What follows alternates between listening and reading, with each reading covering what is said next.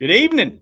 Happy Monday and welcome back to the opening kick on, a Monday that is following up maybe one of the most chaotic college football Saturdays in memory. It was nuts. And man, me and my guy over here are here to talk about it. Backdrop looks a little different. I'm a little displaced. You know, I'm from Tampa and we've got a storm headed our way. So I've been on evac, and we are now. I'm up in the homeland, back in the heartland of Aniana, Alabama tonight. So again, got a little bit different of a backdrop. If you hear some noise, we might have some youngins running around. But hey, man, it's Monday night, and we're here to talk some football. I'm with my man Smoke. How you doing, Mr. Dixon? Man, what's going on? What's going on? Let's get to this chaotic weekend that you I guess you said it's chaotic. It's normal behavior for me. No, hey, just normal for you. Smoke, how's it going, man? Everything all right up your way in Nashville? Man, you're getting closer, but we're good up here in Cass Vegas. We're good, man. All right. Like Smoke said, man, we got a huge night. If you weren't paying attention, or if you jumped off into the Cumberland River with those goalposts and the Vanderbilt fans, that wasn't the only chaotic game. We later that night we watched the Hogs up in what my man Smoke likes to call Fayette-Nam topple the Vols. Earlier that day, Mizzou just got sucker punched down in Aggie land. We had Minnesota rowing the boat all over those USC Trojans. And Dabo and Clemson, I don't know how much money they got in Florida down in Tallahassee, but that seat may be getting hot. And if you haven't been paying attention to the blue field out in Boise, there is a running back that is setting it on fire right now, and he is chasing records. That's one Mr. Ashton Jeanty. We're going to talk a little bit about that young man tonight. But like I said, we got a jam-packed show. Smoke's going to tell you everything you need to know about the world of college football. Set it all straight. Before we do that, though, we got to give a little love to our sponsors, and that is Lamstone Company. Have you ever dreamed of having beautiful natural stone in or around your home? Well, don't settle for subpar materials. Check out Lamstone Company's selection of natural stone products to meet all your project needs. Lamstone is located in Aniana, Alabama, where I am right now, and is one of the oldest, most trusted stone sources in the state. So contact them today and we tell them we sent you using the promo code the Bama Standard and get 10% off your first purchase. Check out Lamstone, man. We appreciate you guys. But with that said, Smoke, chaos falls. Like you call it normal, man. I don't care if you call it normal. The fans calls it chaos. Well, look at you, Grinny. You were up at one of them. Were you? I think you were in Nashville, right? I was live, living in color at that Bama Vandy game. Had the opportunity to work for Vandy. Got some of those players that had a couple of those plays to affect the Bama outcome. I don't feel either way about it. I'm happy for Vandy. I'm disappointed in the way that Alabama came out and played. But if anyone's been listening to me for the last month, I've been trying to wake up Bama Nation, but they kept on sleeping. Other than one quarter against Georgia, yeah, this hasn't been real good, my man. It's been bad ball, lack of discipline, and you saw it rear its head even more with Malachi Moore. I know we'll touch on that tomorrow on the Bama Standard, but you can't have great players, average coaching with the lack of discipline and expect not to get upset by a team that has discipline, has very good coaching, and want to beat you. And when you show up, you get manhandled. That's what happens. There you go, man. You heard it. And like Smoke said, all week we're going to be here tomorrow night. I have a good feeling the Bama Standard, one Marvin Constant, might be a little fired up tomorrow. So you definitely want to tune in tomorrow to get the good final breakdown. If you didn't check the post-game show from Saturday night or Sunday night talking Bama. But again, they're going to touch on it. But then we're going to turn the page to South Carolina. But look, man, we're here to talk college football, so we're going to turn the page to some of the other insanity. I know you were in Nashville, but were you able to catch, Arkansas? You know, it looked like Tennessee was starting to separate themselves as one of the top four programs in the SEC, and, man, they got a little humble pie themselves up in Fayette-Nam. Did you get to see any of it? I saw a lot of it, but I also somewhat predicted that was going to happen. And I gave the secret recipe on how it was going to happen. So I wasn't shocked. One of the things that you have to do in college football is have discipline and play every week like it's your only week. And when you see teams letting up and you see peaks and valleys in seasons, upsets are bound to happen. And the difference of when you saw the Nick Saban and Bama Nation rolled for 17 years straight, they had uncanny discipline and want to. And the guy that was driving or steering that ship was the same guy weekly.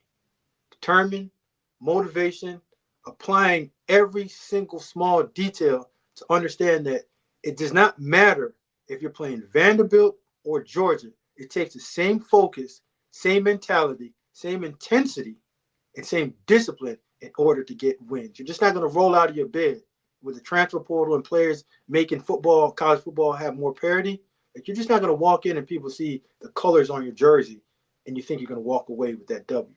They want to kick your face in. And that's what happened in Vietnam. Absolutely. Well, one of the questions I have, and it seems like one of the complaints coming out of the Big Orange Nation, or some of our alumni at Alabama like to say, the workers' truck convention up in Knoxville, is the fact that that Heupel is look. Me included, I'm a huge fan of Nico. I think Nico's ceiling is one of the highest in college football, and it was on display for those first few games against NC State and teams like that. But it looks like against Oklahoma and then again this week against Arkansas, they really kind of went conservative and was, Heupel. Tennessee's got a legit defense, and he felt maybe like he could win it with his defense, or he wasn't putting too much on his freshmen. And I tell you what, man, I've learned these last few weeks, if you see something or notice something, I'm all ears. And you've really got a good insight when it comes to why coaches are doing certain things, especially with young kids. Do you feel like Tennessee or Heupel is kind of got the handcuffs on Nico, kind of not babying him along, but so, he's a young kid. He doesn't want to rock his confidence. So he's being a little conservative, or is he, what's the issue there? Or am I just wrong? And this is something we're not seeing. No, I don't think you're wrong. But what you have to understand is when Tennessee's offense is predicated on rhythm, the pace that they play at, which is tempo, NASCAR, and they want to run plays every 10 to 8 seconds. Not 10 to 8 seconds on the play clock, but from the ball gets down to the ball gets snapped, they want to go with the fastest pace. And when they get first downs, what happens is now they're on schedule. And when they get on schedule, what they want to do is now have explosive plays. And when you don't have explosive plays and you can't get first downs in rhythm, then that slows down your game. And that's not how they want to play football. So when it's like a basketball player or a rhythm baseball player, when that baseball player, that offense gets out of rhythm, now you're playing from behind. And what Arkansas has been doing a very good job of, they've been doing a good job of controlling the clock, running the ball with Jay Jackson, Quindon Jackson, and my man, T. Green. And when you have a combination of being able to run the ball, control the game, eliminate the offensive explosive, and allow that young quarterback to now not take shots, but keep everything in front of him, tackle the ball, and make sure that Tennessee Volunteers offense have to go 12 to 15 play drives, that's not how they want to play. So now they're playing out of sync. And once you get them out of sync, now it's your turn now to pounce on them. And once you can run the ball, take time off the clock, and then eliminate time of possession, then you have a real shot of pulling off what they did was a magnificent upset. I think you made a great point about the time of possession. We're seeing a trend with these SEC upsets. You go back to the Kentucky Ole Miss game. You go to the Bama Vanderbilt game. You go to the Arkansas Tennessee game. These teams that are pulling off these upsets know one of the formulas with these high potent offenses is to keep them off the field. And if they can run their game, hell, if you can run a 30-yard drive that takes 6 minutes off the clock, that's a victory because you kept them off the field for that many plays. Well, then you're putting all that pressure on those offenses. Look at Alabama. They scored 35 points, but they did it in 18 minutes of offense. I mean, they were actually very efficient offensively. So, I mean, it's putting pressure on this offense where you got to score every time, and it changes your offense. You start going for big plays. You get out of what you want to do. And that's what it looked like Arkansas did to Tennessee. It was just the blueprint for this formula in the SEC right now where all these upsets are brewing, that if you can take these high potent offenses and get them out of rhythm, play a little smash mouth D, get it to the fourth quarter. And man, that's when you give it, I don't care who the team is. And I think you can attest to this, Smoke. If you give any team in the football world belief or hope in the fourth quarter, you're in trouble because there's a chance they're going to pop you. It just takes that one play, and we're seeing that across the board. Yeah, with these high-powered offenses and what we call tempo and spread teams, the key is not to allow them to get first downs on the first play. If they get 3 yards and now they have to come back and play another play, and you're seeing a lot of these guys. I think Shane Beamer was one with the complaints of guys going down to slow down the rhythm of it. It is effective. It's very effective. It's like you're running a motion offense and you just got to bump guys off. Or if you have a timing offense and I'm at the line of scrimmage and I'm pressing, all I have to do is just throw your timing off. Now give me an opportunity to get my blitz to you and affect your passer. And they're doing a lot of that with that spread offense. They're having drop 8s. They're bringing simulated pressures. They're having exotic pressures. And they're not running the ball like Tennessee. They're not running the ball at a high and efficient pace. So when you're not running, you're now asking it solely to fall on the shoulders of your quarterback and your receivers to get it done. Most of these high-powered offenses, the running game is what fuels it. And once they get a first down with their running, or they give you a little shot play and they get a first down, now they're on the ball in speed. And once you get a defensive coordinator out of sync of calling the game that he wants to call, and he's not into control of the game, and now he's just running basic defense, now that quarterback, that's a young pup, is not seeing exotic pressures. He's not seeing post and pre-snap different looks. He's only seeing one cover. If he sees a middle of the field safety, knows that the field is closed, or if he sees split safety is open, he knows there's some form of cover. 2, 4, if he sees one high safety, he knows it's either 3 or man-to-man. Now they're dictating what's going to be called. But once they're not getting first downs and they're off rhythm, yeah, it's open season, and now you have a true chance as a coordinator to now call the game as you like. Ooh, I like what you said there, open season. I'm going to piggyback off that and go a little bit of a different direction. 2 weeks ago, a week ago, Bama comes off the win against Georgia. Tennessee's getting healed in an off week after a big win at Oklahoma. You feel like they could go into Arkansas, maybe have a tough game, but win it. It looks like, and I know that Tennessee's got Florida coming up this week. Bama's got South Carolina. You got games to get to that. But you started eyeballing that third Saturday in October, and it was looking like it was going to be an undefeated matchup, deciding who may be heading to Atlanta, who may be winning this thing. But now that these upsets have come across the board in the SEC, margin for error for almost every team that's not named Texas has shrunk to nothing. So what went from a game where, winning it propels you to a definitely a different stratosphere, losing it wasn't going to hurt you in the long run. Now this Tennessee-Alabama game almost becomes an elimination game, or does it? I don't know if it's elimination in terms. It might be elimination in terms of the SEC championship, but I don't know if that necessarily takes you out of contention of being one of the top 12 teams to get into the playoffs, if that makes any sense.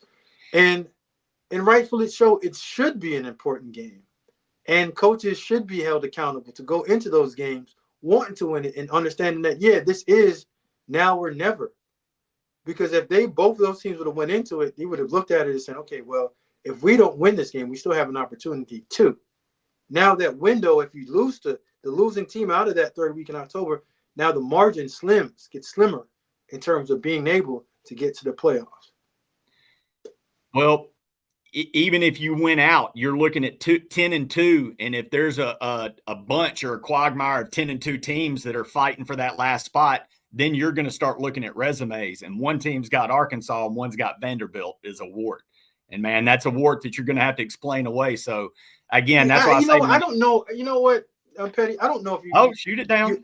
You don't have to explain losing to Arkansas, right? Because if you look at resumes, Arkansas should be 5-0.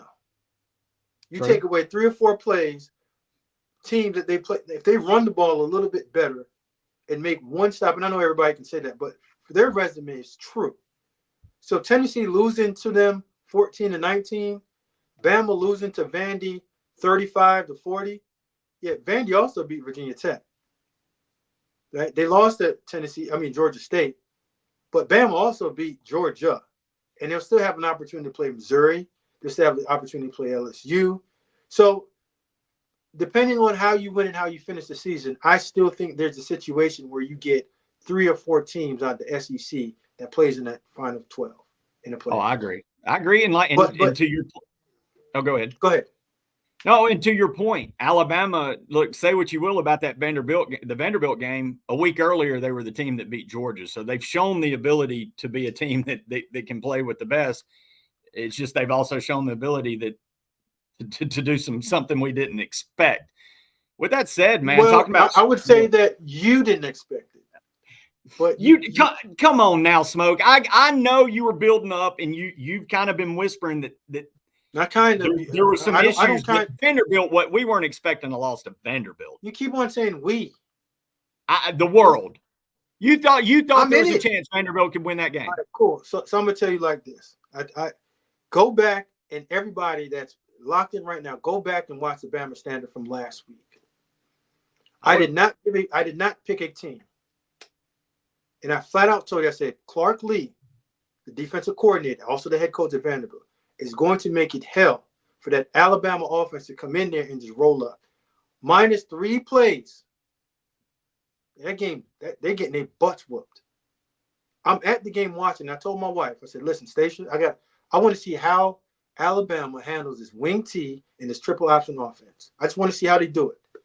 On the first drive, when I saw they're asking their Mike linebacker to play quarterback to pitch, I said, long day, and it's going to be embarrassing for Alabama.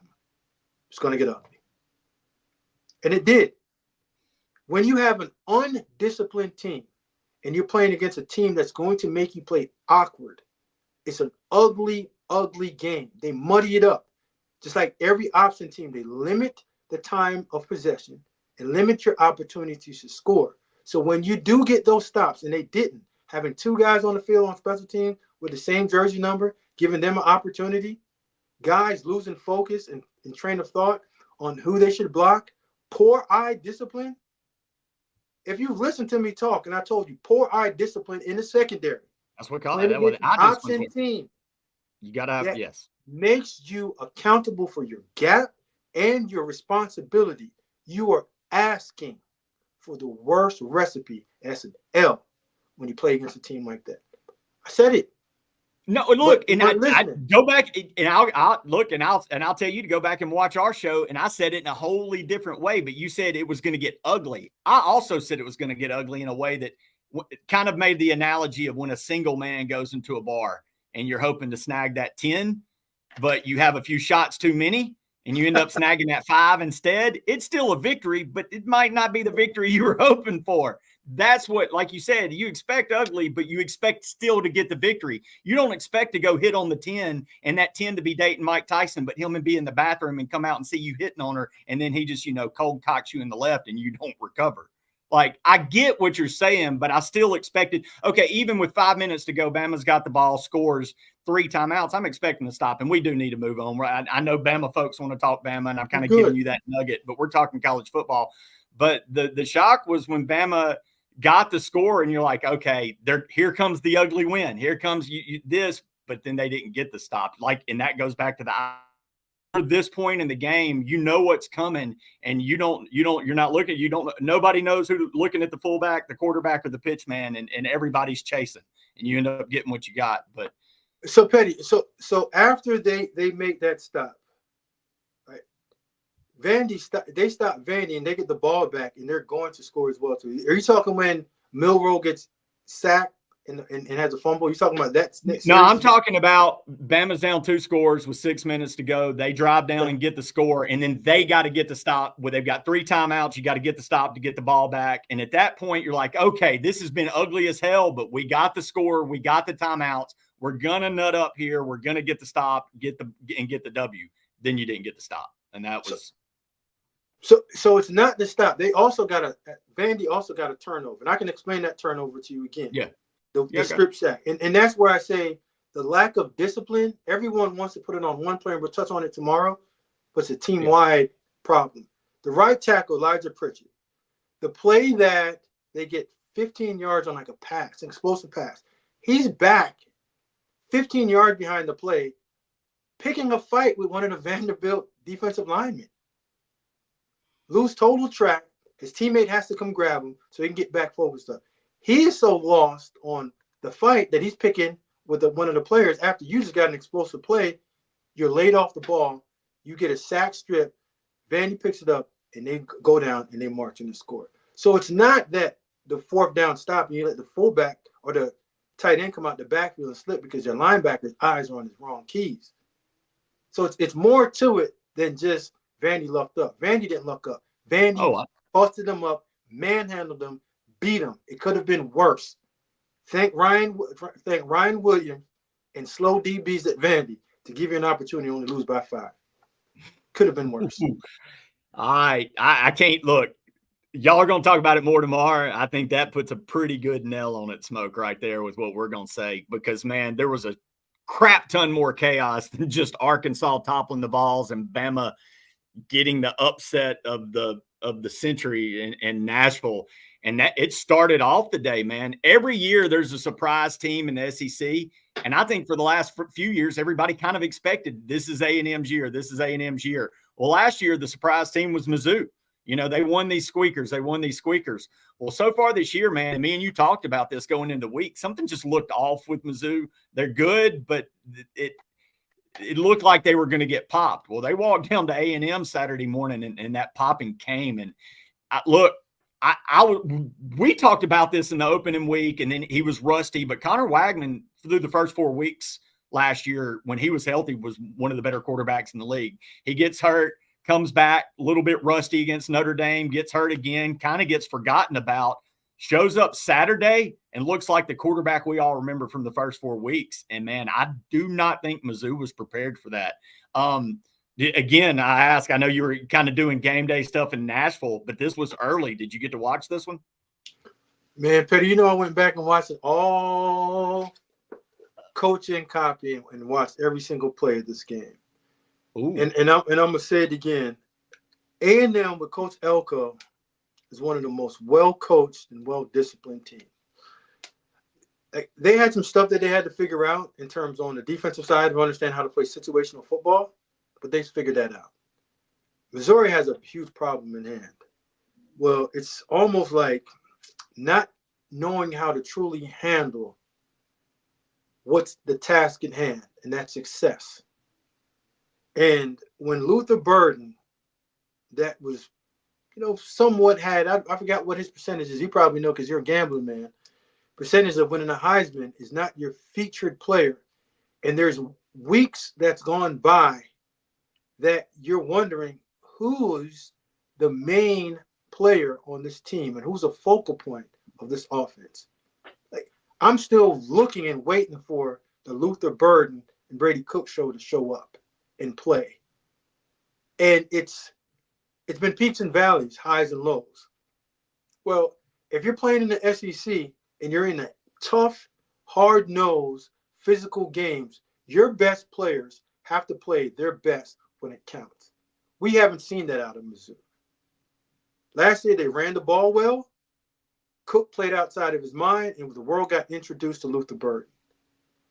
Now the defense is okay, but we never thought that Mizzou's defense was supposed to carry this team.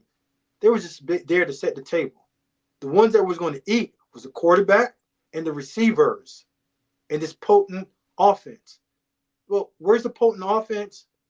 Why is Brady playing up and down? Where's the playmaker? And where's the 15 to 1,600 plus yard, 10 plus touchdown, Heisman Trophy type candidate, Luther Burden? And it's not all Luther Burden has to line up in different positions and whatever. You have to feature him and get him the ball. I would love for you to read off Luther Burden's stats on Saturday. Well, and I'll say this, I'm gonna pull up a stats real quick, but one of the things, and what I was kind of going to, something seems off with Mizzou, is even when things go right, they're that team that's kind of making mistakes that makes it go wrong. They hit Burden for like an 80-yard touchdown at a time where the game was kind of close that would have put them back in it. They get called for a holding, immediately punted A&M. A&M goes in and scores. Let me see real quick, and I'll let you talk while I pull up. So there's always, no, I agree. There's always going to be a direct correlation with good football teams and discipline. The guy that ran the SEC for years, 17 years straight, they were the most disciplined and detailed team. When you have teams that up and down, you have an explosive plays, and you have plays taken off the board. Like I was telling my good friend Roman Harper, my old teammate, we talk all the time. We talk ball. You can't play football going backwards unless you're a defensive back and you're covering the receiver. And at some point, you got to flip and run. But every single play or every third play is a penalty, or drive-killing penalties, holding penalty, plays that you can control, and you're constantly playing 1st and 20, 1st and 15. Well, there aren't that many offensive coordinators or explosive enough plays in your playbook to consistently pick up chunks of 15 to 25 yards. Like, the game is made for 1st and 10. And if you play on rhythm and you get your plays and you go down and you score, great. Like, most football teams aren't good enough to beat you. But daggone it, there are a lot of teams that beat themselves. Missouri's one of the teams that they also do that. And you're seeing that. They have playmakers. The playmakers sometimes touch the ball. Then when they're not touching the ball, you have penalties. So you have to get that synced up to where you're playing disciplined football. And even if your playmakers aren't getting the ball, you're steadily moving the ball downfield without 10 yards, 15, 5 yards. Like, those penalties add up. And if you're having close to 100 yards of penalties in a football game, you're now taking away potentially 2 to 3 scores off of your team. And depending on when those occur, you're taking scores off of the board. Well, absolutely. And this is where I think Kiffin really gets it, going back to his days with Amari Cooper, or then it went to Derrick Henry. It didn't matter if it was a receiver or running back. Whoever your biggest guy is gets the most touches. Right now, he's throwing it to Trey Harris 15 times a game. Well, you look at Burden on Saturday, even with the called back 80-yard touchdown, and if you would have added that, he had 8 targets, 7 catches, so it's very efficient for 80 yards and no touchdowns. So not good enough. You got it. Why is your targets 8 on what's supposed to be the best receiver in college football? 15 targets minimum. He's supposed to touch the ball between 10 to 15 times. Mm-hmm. So if he's getting 15 targets and he's catching 10 of them, you still got to throw in some runs in there, some screens. You have to have a piece of paper that says Luther Burden. And this is a Luther Burden show. And you said it's time to get my guy going. Because the thing with receivers, if you don't get them involved early and often, they're not going to block. They're going to be on the sideline moping, and they're going to lose interest in the football game. Once they lose interest, good luck. I've played against some of the best. If I know that if they don't get the ball in the first 3 possessions of the game, I'm in their head like, dude, they don't even have you in the game plan, man. You get 8 targets? Come on. I think this game probably popped Mizzou's bubble. I think they won several close ones last year. Getting blown out in one like this could lead to 3 or 4. It could spiral. But let's go to the other side. You talked about Elko being one of the best coached teams. Look, man, let's make no bones about it. Jimbo Fisher and A&M was spending some money. There's some talent out there, and if Elko can bring it together, does A&M become that team that just screws up some worlds this year? And at the end of the year, we let that Notre Dame loss taint our vision, and we look up and A&M's a top 10 team? No, not good enough. Okay, tell me why then. I love it. God, smoking playing a at some point, Cinderella slippers they start falling off because they don't fit. They're glass. They're gonna get broken. I think that Coach Elko and the A&M program, they have a ceiling, and I think for this year they're a good 8-9 win team. But to get into the category of when Tennessee comes back and they're playing at their height, they beat them. Ole Miss playing at their height, they beat A&M, right? They beat Mizzou. Mizzou and A&M are similar type programs with similar like players. It's just a matter of who's going to make the least amount of mistakes on that Saturday in order to win. Everything even, Mizzou busts A&M up. That's just what it is. Wow. So it's just one of those where kind of like the South Carolina-Kentucky game where one wheel fell off and the next thing you know, all damn 4 wheels are off and it's out of hand. Yeah, it's football. So, listen, there's too much parity in college football for one team to go out there and cost themselves the game by playing backwards and lack interest and lack focus in the game. They'll lose them. But for the most part, yeah, playmakers are going to make plays. They're going to get in rhythm, and they're going to catch you on a Saturday that just you lose. Shout out to A&M. They did a good job, and I think Coach Elko got those young players playing well. They're locked in. They're focused. They're not making as many mistakes on offense or defense or special teams. A lot of people don't want to count special teams in. Special teams counts a lot. But I can't jump on that train and tell you that they're going to be a 10-win season. My guy Roman Harper loves them though, but I'm not drinking that same. And maybe not 10-win, but they're going to hurt some feelings along the way. They're going to pop somebody that. Well, maybe I say that. Hell, they did it Saturday. Maybe that was their hurt feelings, and maybe they go back to Texas 8-4 after this. And Pettey, let's run the schedule off for the last few games. All right, let's and this is meat cooking time now. This is the meat of the season, and guys are playing. Let's go. All right, so we just took care of Mizzou. We got Mississippi State on the road. They're boat racing them. They're busting them up. Keep going. But understand now, with success comes high expectations. Keep going. Then they got LSU that's coming off the Ole Miss game next weekend. Yeah, that'll be a good game at A&M. And then they go to South Carolina. Okay. That could be a win. That's a win. Then they got New Mexico State, then at Auburn, and then Texas at home. Texas gonna bust them up. Keep going.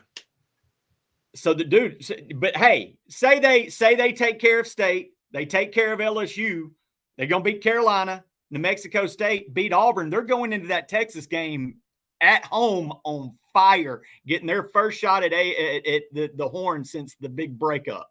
I wouldn't just chalk that up. That is an L. Yeah, but I mean, Texas for A&M. Yeah. Texas is the best team, and it's not close.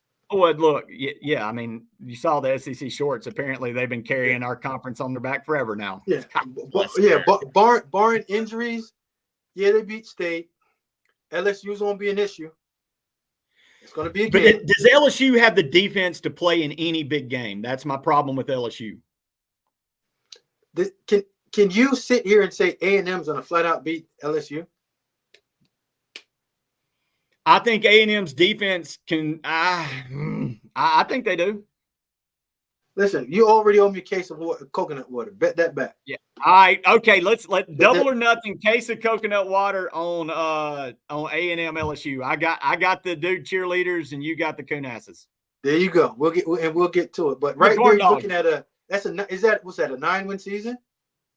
Yeah. Yeah. Shoot, what you talking about for LSU or A&M? A&M. Heck, they've only lost to Notre Dame, haven't they? A&M staring down the barrel of a 10-11 win season. If they beat LSU, they're staring down the barrel of 10-2. If it plays to chalk like lose to Texas. Egg on my face. You and Roman Harper. You and Elko. Elko's coach of the year. Connor Wegman's the healthiest guy that's always played. He's never gotten hurt. He always does. So you guys got to play that part of it. I'll order some matching milkman suits on Amazon, and we'll get together and do the cheers. They lose to LSU, and Texas boat races them. And just be careful they don't have one of those slip ups because it's not guaranteed. I don't think they have. They're not that good to not slip up against one of those closer matchups that they have. Solid team. Well, look, We've done enough SEC upsets. There were upsets all over college football. Let's get a little bit to your homeland, man, up in that Big Ten territory. Minnesota rode the boat and took it to the USC Trojans. I mean, I guess it was a big upset because I think of what, and I can't think of his. I'm calling him row the boat so much now that his name's. You talking about Coach Fleck, PJ? Yeah, PJ Fleck. Yep. Came in with a lot of fanfare after building Western Kentucky up, kind of popped it out of the gate with Minnesota, but kind of seemed to have hit a plateau that is Minnesota football. But hell, man, is this a deal where it's just this is what we're dealing with in college football? Or, USC, or was it a wake-up call for USC finally joining a real conference? No. So I don't think USC has recovered from that beat up fest and that physical play that they had up in Michigan. Mm-hmm. They're still recovering, and again, they're still playing darn good defense. Just remind me what the final score was, because I know that they had the ball with 10 seconds left to get the go-ahead touchdown to win the game, and my man Miller Moss throws the interception to lose the game. It was 24-17 was the final. So yeah, it was close, and it was at Minnesota. So it was at Minnesota. So you're thinking that my man D'Antlin defense is playing well enough. This is Lincoln Riley's issue now of you can't score more than 17 points. This is college football. Yeah, if you hold a team 17 to 24 points, you're supposed to come out with a W when you have Lincoln Riley as your OC in that high-powered offense. Well, and that's why I asked Smoke, is this a deal with USC going from that style of football where it's not as physical every Saturday to now we're going on the road playing a bunch of dudes that it's kind of been the theme of the upset special. We like to grind the clock. We like to keep that Lincoln Riley high potent offense off the field. And I was trying to look at the time of possession on this game to see if it was another deal where so while you're looking, I spoke to my good friend Pep Hamilton today. And Pep is one of the brighter minds as an offensive play caller, but he's the best quarterback coach I've ever been around. It's not even close. Understand this. College football is going through a change right now where everyone wants to crush like what the portal's doing, what the portal's not doing. Here's a couple of things that the portal's doing.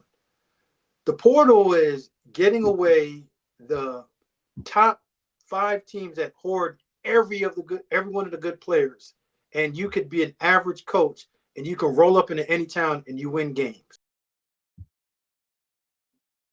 Well, we lost Smoke for a second. There he's coming right back in us. The portal now is taking the bottom third of your offense or defense, overall team, and they're taking them away. So now it's pushing up that middle guy up to the front and taking away the top tier players. Now you have to play football with a good 45. Like Bama's 45 to 65 was better than most people's first 22. Those days are done. Mm-hmm. So average coaches, they now have to take good players, average players, and now have to go out there and earn their coin. And you're not seeing that. Good players aren't bailing out average coaches anymore. And there's average coaches that can't get the good players or decent players opportunities to create and design plays for those players to truly play at a high level. So you're seeing good players being spread around, creating parity, and you're seeing average coaching across America. And that's why you see this. So that's just me. And 2-back run teams and teams that play with 2 tight ends and play power football, most of these young defensive coordinators, and they don't want to be around the old grumpy guys that you have to sit there and fit up, run, and have gap integrity and teach the game. You can't go there with an iPad and start drawing up plays that you saw in college football or Madden or whatever you heard in a seminar to come out there and run against real good coordinators. Now the good defensive and offensive coordinators are showing up and showing you how to play disciplined and principled football. The hero young guys, your time might be up. And the guys that are out there calling themselves general managers and building teams and not properly evaluating and paying these bad players to come over there just because they have accolades and stars through recruiting sites, you're being called out too because your rosters ain't right. That's my little 5-minute run on for what's going on.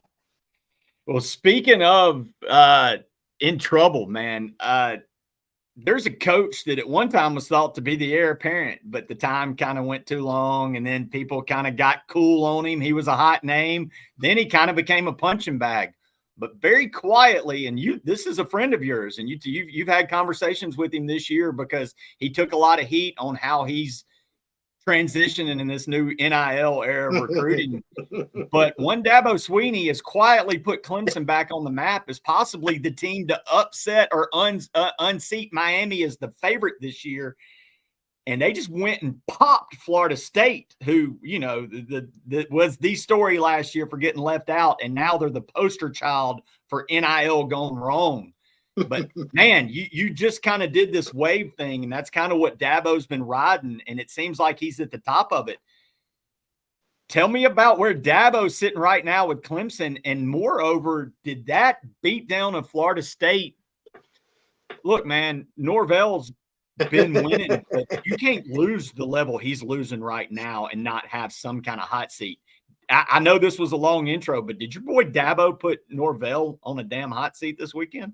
I'm gonna sit up in my chair and I'm gonna take my licks too and take them on the chin. I told Coach Sweeney that his team looked like an Ivy League team. I still believe that they do. Okay? Come on, you ask. I'm only know how to come. I agree, man. I still think that they do. They do. But college football is so average. They do. All right. Now, one thing that Coach Sweeney is, he's disciplined. He's stubborn as heck, but his stubborn has made Dabo who he is. He's a walk-on that earned a scholarship. He's a position coach that became one of the best recruiters. He's a position coach that became a head coach that won national championships, and he's done it his way. Damn right. I always tell people, I can only fix what I know how to screw up. But if I don't know how to fix what I haven't screwed up yet, or I have no clue how this got screwed up, I can't fix it. Coach Sweeney hasn't dipped in the portal. All he's done is stayed a steady course and say, I'm going to coach my guys, the ones that I have, the ones that I have recruited, and the ones that I know best and how to fix them. And you guys can tell me as much as I need to go in the portal to fix it, and it just don't work for me. And it hasn't. And all he's done is take his team week by week. Old William is just chipping away, running down the hill. Everyone's laughing. Oh, he's running too fast. He's falling. W. Oh, Georgia beat him. W. After that, W. And you see Cade Klubnik just getting slightly better. And now no one's mentioning that everyone crushed him on not hitting the portal and not getting portal guys. And he's not caught up with the age of what's going on. He's not evolving in college football. He has evolved in his own way. That's true to him. Everything in the portal ain't great because you're getting someone or players to come into your building that you truly don't know. You don't know if they're the right apple or the rotten apple. It's going to screw up your whole bunch. So Coach Sweeney's done it his way. So that's Coach Sweeney. Shout out to him. He's a Bama man. I've always respected his coaching acumen. One of the greater leaders that's coaching this game, and he means well. He still has to find a different way how to put that roster together and get somebody over there. You got my number, call me, and we can get that thing right for you. But we'll move on from him. We'll get to Florida State. Well, and look, I'm one. Everybody likes to kind of poke at some of his goofy tendencies or whatnot. But one thing you can't which take one's away a goofy to you guys? Which one's a goofy? Let me ask you guys what's goofy. Well, that's what the bottom line is. He is who he is, and he's a good guy. And that's a lot of people like to point at that and call it goofy. That's what I was getting at. Like he has a lot of all shucks, and he's got an all shucks character. He gets a little. Listen to me, I don't know how to describe it. I'm gonna give you a story. Country bumpkin all shucks. Nah, listen. I'm gonna give you a story about my uncle, and I'm real biased because that's my guy. Been knowing him since I was 17 years old. And he till this day still sends my parents a Christmas card. I got recruited in 1999, and since 2024. Right. So when I told him about his team looking like an Ivy League team, this is the football convention, college football convention in Nashville. My college roommate, one of my better friends, Antonio Carter, one of the better wide receiver coaches in the United States at Florida A&M right now, getting it done. Antonio Carter, receiver coaching, go talk to my guy, Antonio Carter. Deuce, that's my brother. Deuce, I go to pick up my guy, Deuce, and my other teammate, Charles Jones, from downtown to bring him over to my house to watch the national championship game. And I hate going to the convention because it becomes a logo fest. So guys looking on your chest and seeing, are you with whatever, and looking over your head. To me, that's not truly networking. People are showing up there for opportunities that typically don't happen. But that's another day, another subject. So while we're in the hotel, in the lobby, and about to walk out, I hear AC's back and I back are turned to the door. I hear somebody scream out, "Deuce, smoke!" I was like, "Oh crap! Who the heck is that, Deuce? We got to sit and talk another minute. I'm ready to go." Coach Sweeney's running over to us. He and his wife hugged both of us. I haven't seen Unc in maybe 9 years, and we're talking, and we sit there for about 45 minutes to an hour. And whoever comes by, it's just us just talking like we haven't missed a beat.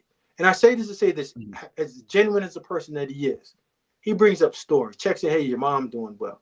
Your sister that passed, how's she doing? No, your sister that passed, how are you guys doing from that? Because he remembers all that stuff from it. How's your little brother doing? AC, how the kids? So it's not really a all shucks goofy. He's not an honest person, but he's just a genuine person that don't know how to get down with this new way of recruiting, and he doesn't believe in it.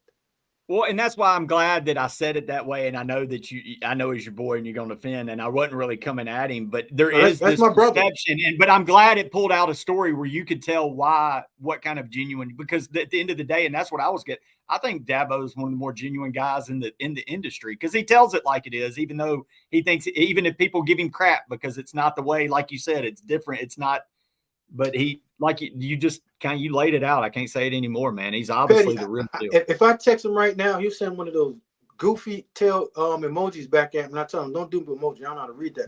But he's gonna hit me back. That's what I'm kind of talking about, the goofy all He's gonna hit me back. He's gonna hit me back. You just described it. Are you well? But he's gonna hit me back and say, "Are you well?" Yeah. Right. So, yeah. But let's get on. Let's get on this Tallahassee. Well, and now let's flip the page. Did Dabo? You're really in tune with college football, and that's what I want to know, Smoker. People, look, they don't always take into account, like with the Florida Kiffin stuff. There's buyouts. Coaches got probably a pretty big bump after taking a team where Norvell's taken on the past couple of years.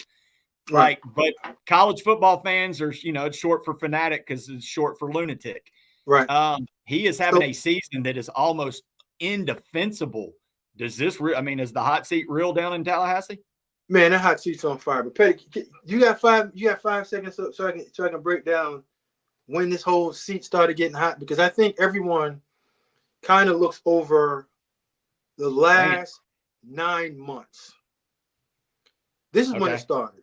And I told everybody in the studio when I was there talking to him, and I told my man Carl Reed, explaining what was going to happen. I forecast what was going to happen to Florida State, Mike Norvell. It all started when he started complaining about not getting in to the college playoffs. I don't know for a fact that he told players not to play, and I doubt if he ever did. When guys opted out, they opted out. Kirby had his guys opt out. Coach Norvell had his guys opt out. And I know that he would never tell a player not to play in the game, right? But they opted out. So the players that you don't have that opt out, okay, that's cool. But the ones that you have to get them prepared to play the game the right way. When you don't stress it and you having transfer portal guys come in, and it's not a culture that you've built that's well insulated with just toughness, desire to play for the name on the front and on the one on your back and play for your brothers, now you're creating like a rocky relationship in a rocky locker room. When they got boat raced by Georgia had the same guys that opted out that didn't play, but they didn't even show up to play. So for me, it's hard to say, well, we got screwed and we're not going to play in it because screw the NCAA. We're just not going to do it. It's hard for you to now ask young people that truly aren't committed to play the game the right way unless it's based on some financial agreement that you made with them, come out there and play regardless of what it is. Like when I played, I lined up because I wanted to bust your face up. And I played for the guy to the left and the guy beside me. And I wanted to make sure I went out there representing my family right. When you don't have young people out there and you demand that out of them every single time that you go out here, and we're never going to get embarrassed by 60.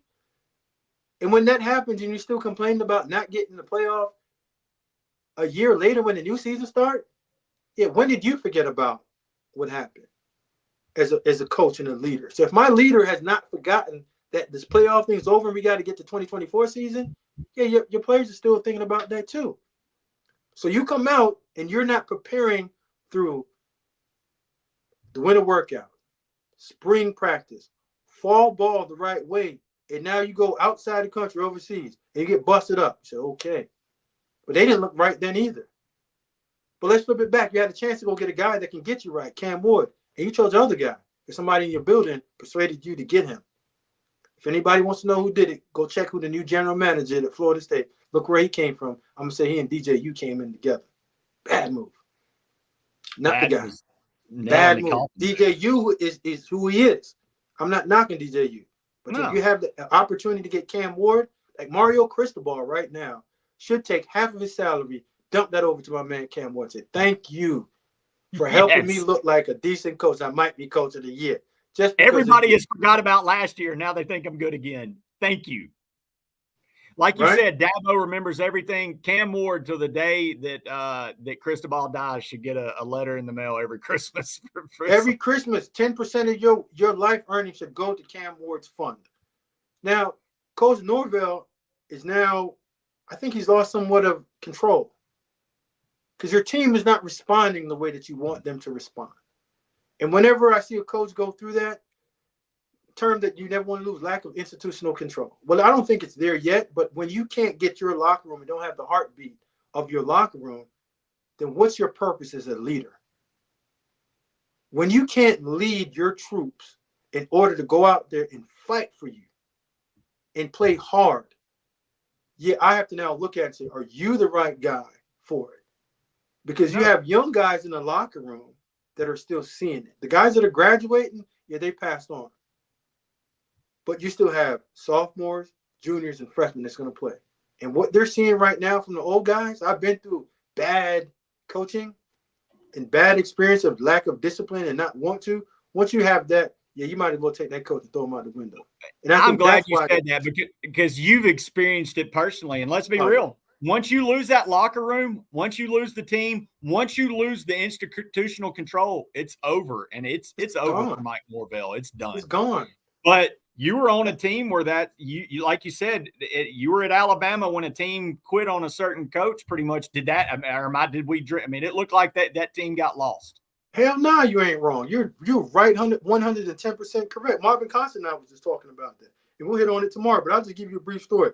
So, please. In '99, we come in, and we're a young, eager team, and we're playing well. We had Chris Samuels and Sean Alexander as our headliners and our best players. But we're a young team that beat Spurrier twice that year. We won the SEC championship. So we're coming back the 2000 season ranked, I think, 1 or 2. Yep. And I'm going through what I saw the year before of older players disrespecting coaches. I've never seen that before. So I'm like, what the heck? Is this how it's going to happen?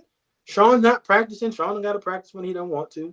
Sean takes days off. I've never once seen Sean is maybe one of the best players I've ever played with, but I've never seen Sean Alexander work out in the weight room in the summertime. Not one day. Not one day.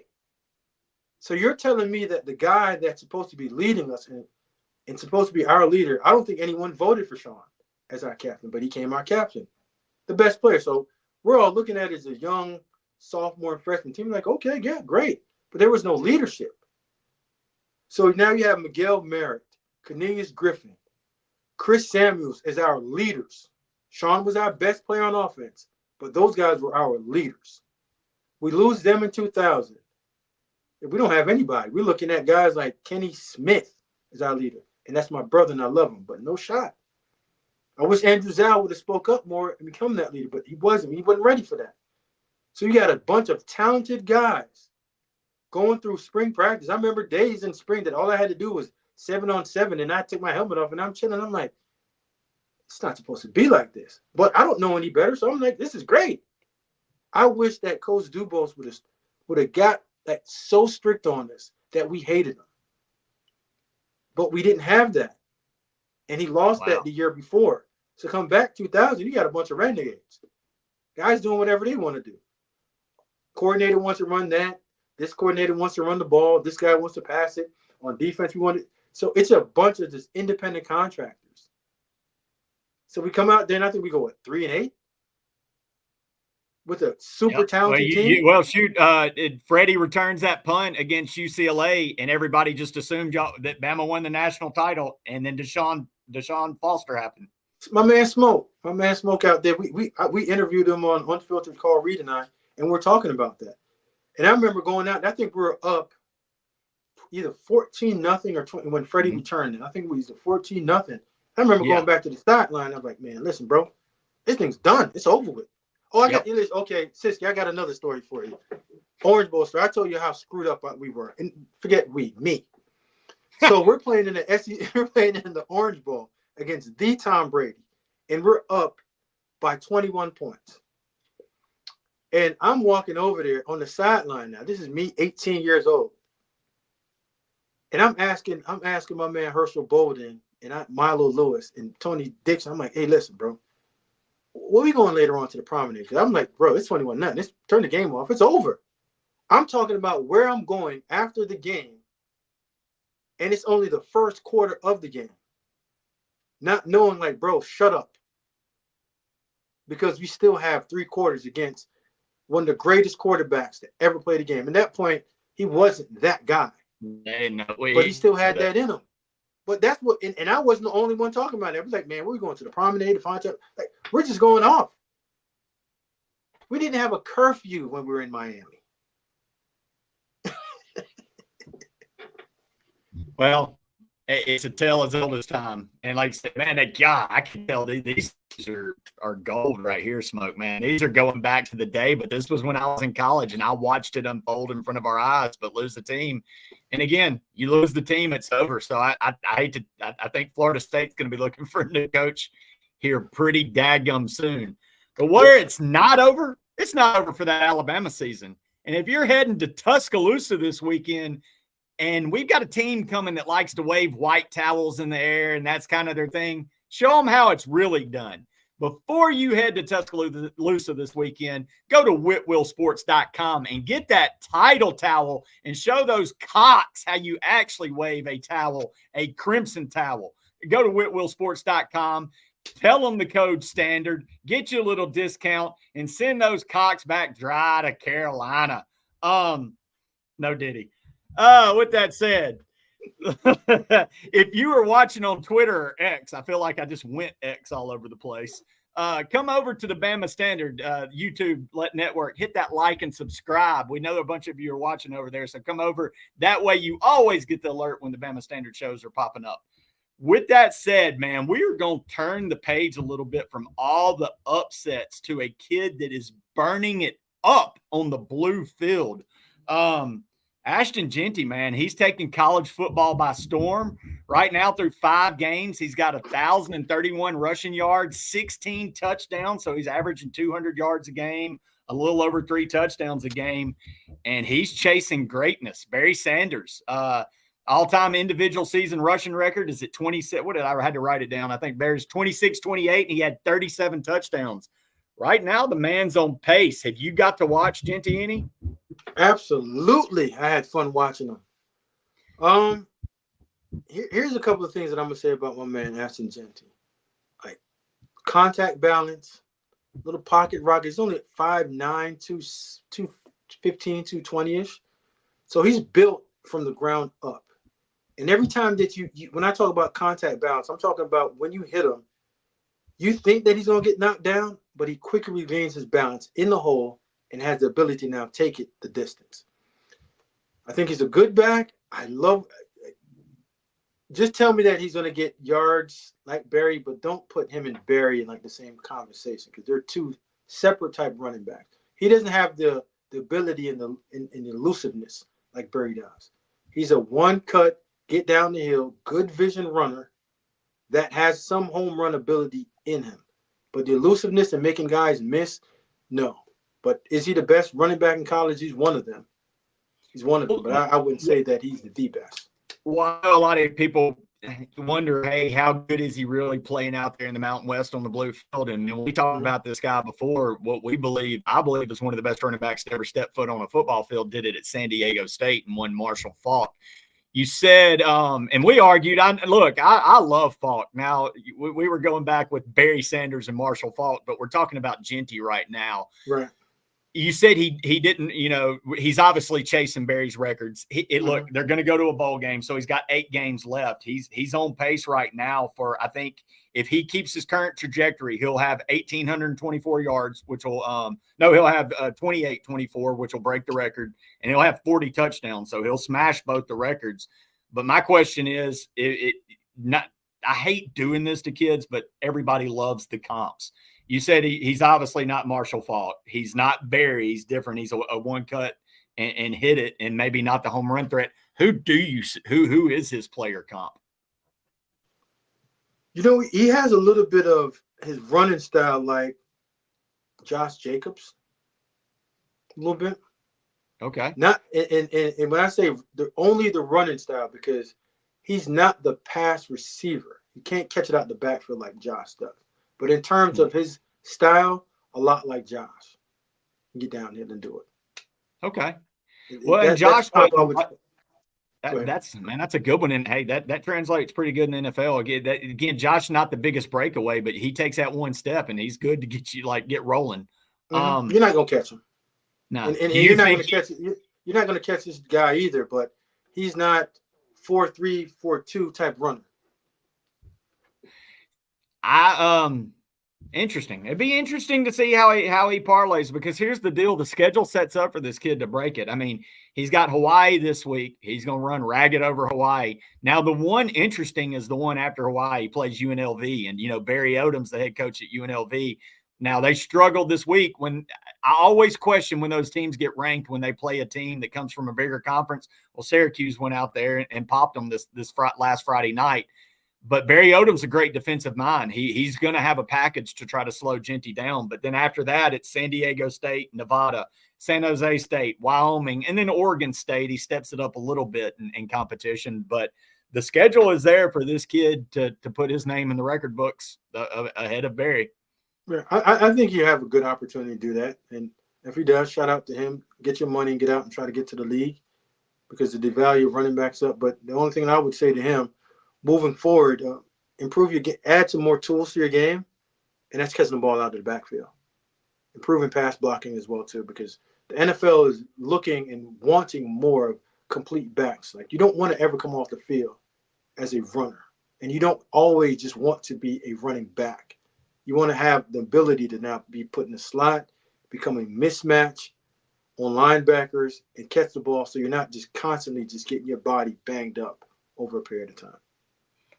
Yeah, it seems what used to be the third down back has become what you're looking for on every down in the NFL. Alvin Kamara, Christian McCaffrey, those type of guys. Yes, that's what you want. Watch it. As you said, that Kamara just caught a pass out of the backfield in the game. Talk about irony in a good spot. Smoke, man. I know you just called it a weekend in college football, man. I called it one of the craziest weekends we've had in a while, and I think we've got a lot more of those in store based off what you talked about earlier, man. This NIL era, you're 45 through 65 isn't there anymore. Everybody is susceptible to that Vandy, Alabama, throwing your goalpost in the Cumberland River. Coaching matters. Coaching matters these days. Well, with that said, man, it has been a great Monday night. I do want to give a quick PSA before we follow the cast. I am from Tampa. If you're living under a rock, you don't know, Hurricane Milton is bearing down straight towards my hometown. And pretty much from Miami to Jacksonville is in the eye of the storm. If you didn't get out or evacuate like we did, my prayers are with everybody in Florida. I hope it doesn't do what they're expecting. And with that said, I hope this storm doesn't take attention to our brothers and sisters in North Carolina and the devastation they're dealing with right now in West Tennessee, North Carolina, and certain parts of Georgia.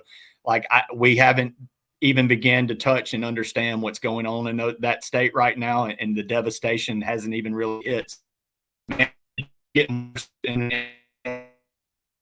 So, I mean, I love football here, but right now it's hard to say my mind is completely on football. My mind is with the people in North Carolina and Florida. So my thoughts and prayers are with all of y'all. Please be safe down in Florida. Please keep doing what you're doing in North Carolina to help those folks. With that said, we do have football this week. We got a big week coming. My boy Smoke, just like he said, is going to be on tomorrow night. The flagship, the Bama Standard, they are getting the final nail in the coffin and thoughts on this shocking events to everybody but Smoke Dixon that took place in Nashville last weekend. And then I think they're going to turn the page and talk a little bit about South Carolina. Oh, but look at the boy. That is just set this whole damn place on fire. Let's go out in the flames. Can't shock something that you already know. Y'all don't have any guests tomorrow, right? We got our guy Corey Miller.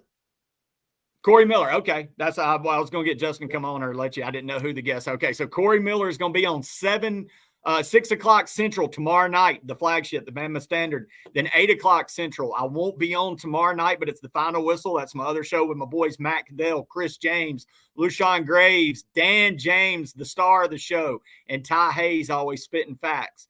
And then come right back with us on Wednesday night, Cici Payne at 6:30 Central on the Crimson Dynasty with JB and, again, Dan James.